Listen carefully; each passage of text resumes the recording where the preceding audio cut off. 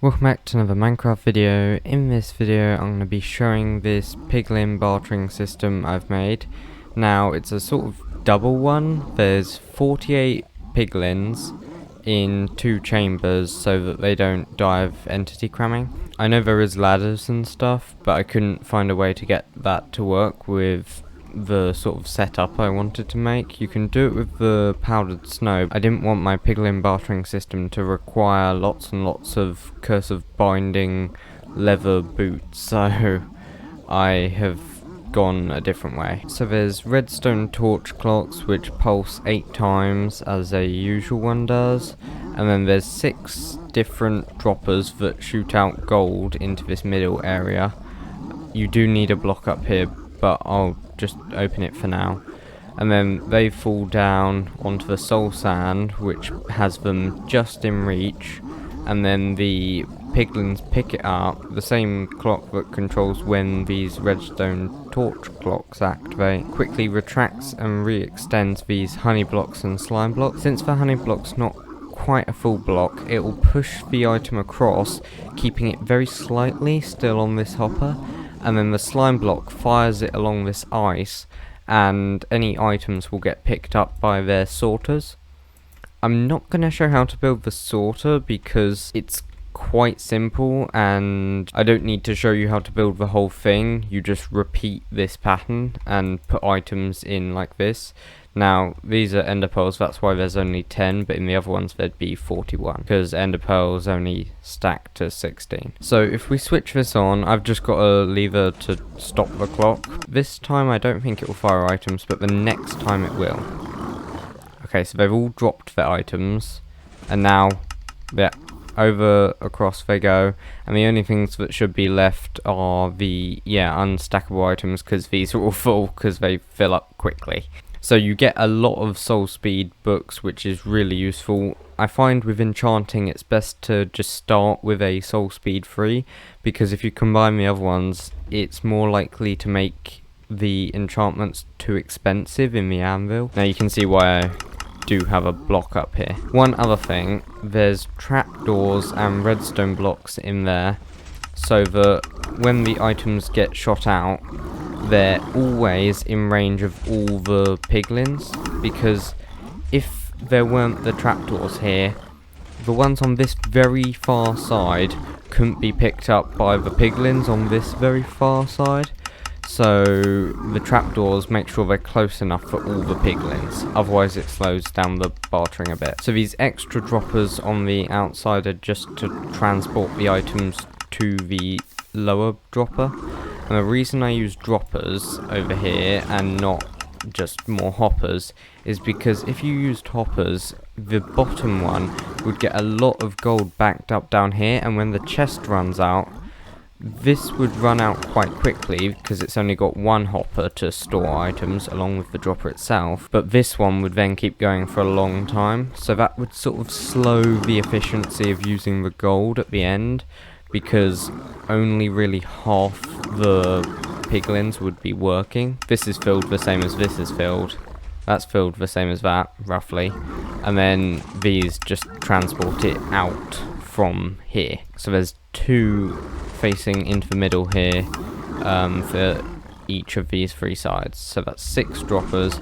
Each one pulses 8 times, which multiplies to make the 48, which is how many of these there are. I will say how the sorter is arranged.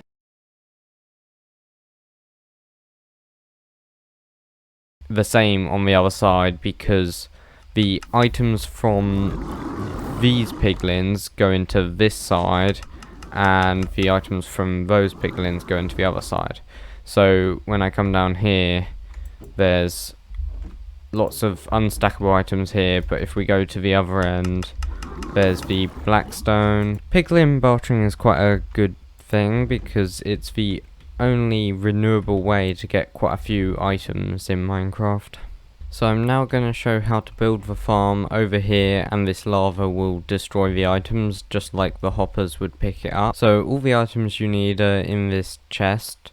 Obviously you don't need spawn eggs, you just would bring piglins. So you would need your iceway, and then where you want the piglins either side, you put obsidian, and then a piston like this with a slime block.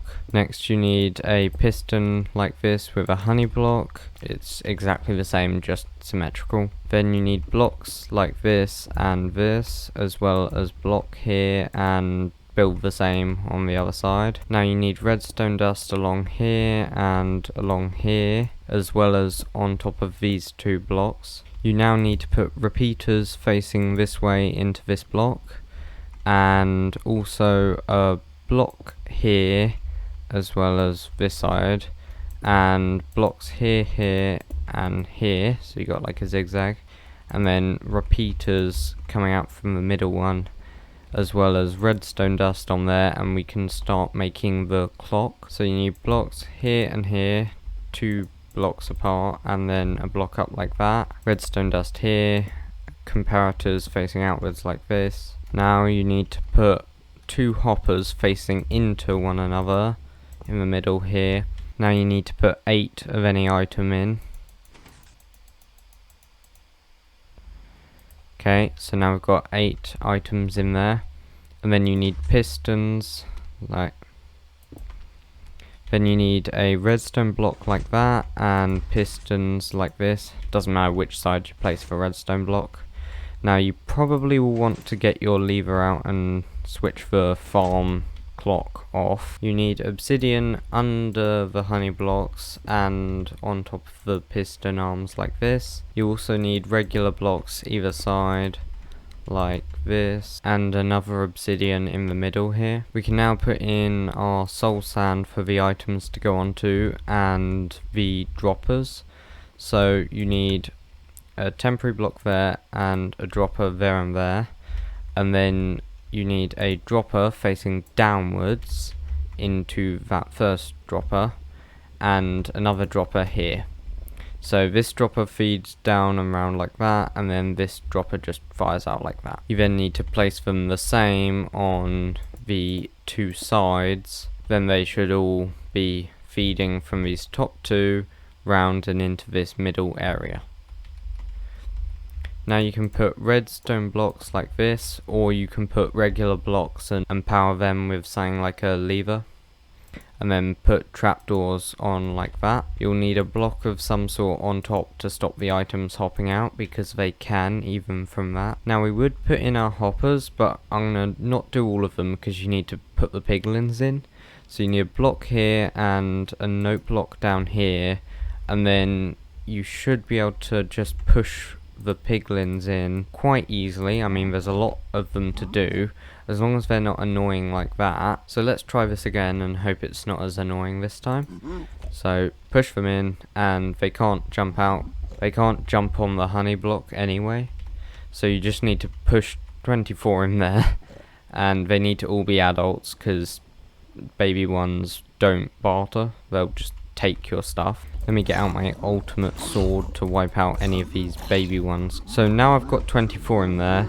You need to turn your clock on so that the honey block retracts and they drop down, and then you need to place a regular block on top of their head. Then you need your redstone torch, and it has to go here, and then you need a redstone dust to go up on there, as well as a regular block here. You do the same thing on the other side. So once you've done that and have both clocks in there, your farm should be ready. You just need to put an input in there. So I just put 2 hoppers like this on all of them and put a double chest on top. Putting a double chest on top means they feed out both at the same time, and it's easier to use than having to use 2 barrels or something like that. So your farm should now be ready to work, so you just need to get yourself some gold. You probably want a gold farm, of course.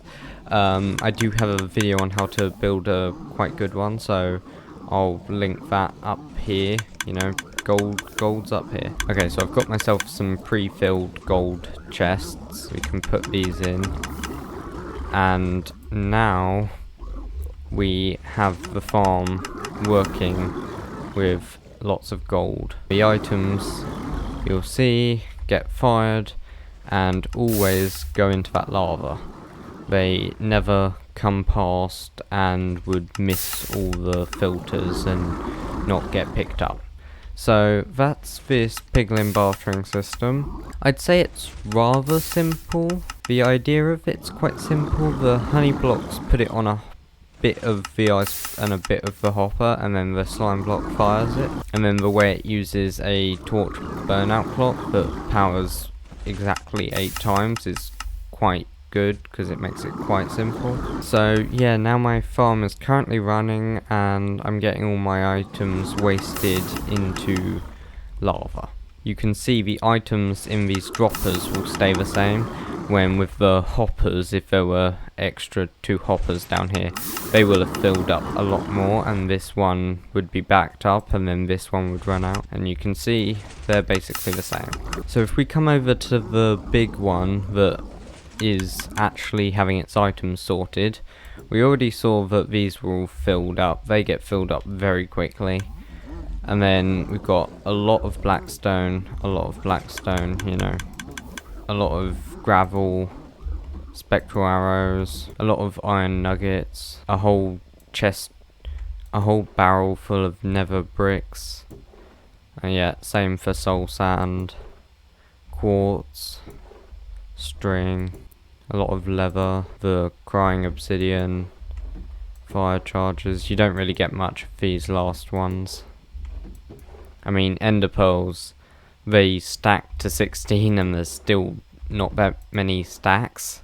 So yeah, they're the one you get the least of, besides all the unstackable items that come over here. So I think that's going to end today's video. If there's any questions, I should be able to answer them. I probably will put a world download, so you should be able to understand it through that. Oh, also, yeah, that's the gold farm up there, so you can watch that video and then you'll have a source of gold to put into this Piglin Bartering. Now that's why I built it up here. You obviously don't need to build it on the roof of the nether. You can build it anywhere in the nether. Since the gold farm's up here, I thought I'd put it nearby. Like, subscribe, hit the bell to get notified. Bye!